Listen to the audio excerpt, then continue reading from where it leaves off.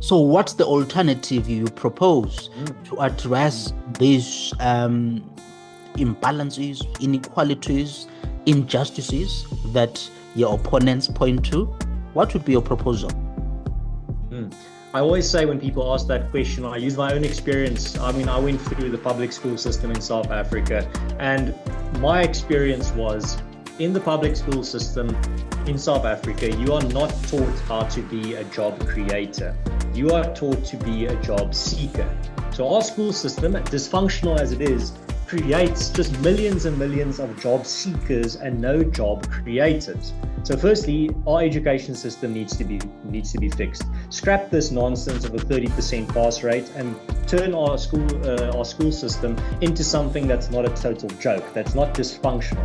That's the first point. You can't really solve any economic problems or problems in regards to unemployment if your school system is rotten. And the South African school system is rotten to the core, thanks to the ANC's mismanagement and their corruption.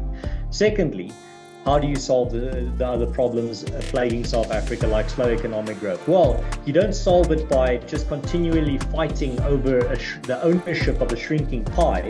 You actually grow the pie. We need to grow the South African economy.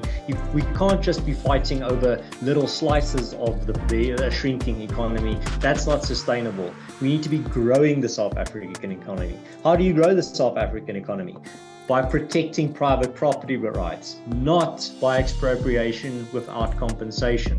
The last thing investors, either domestically and abroad, want to hear is that the government of a country has the ability to expropriate property without compensation, to steal property without compensation.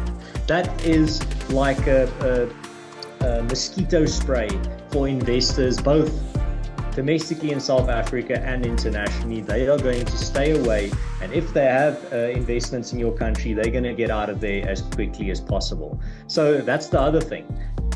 We need to grow the South African economy, and the ANC's radical extremist policies are exactly the opposite. They're doing exactly the opposite.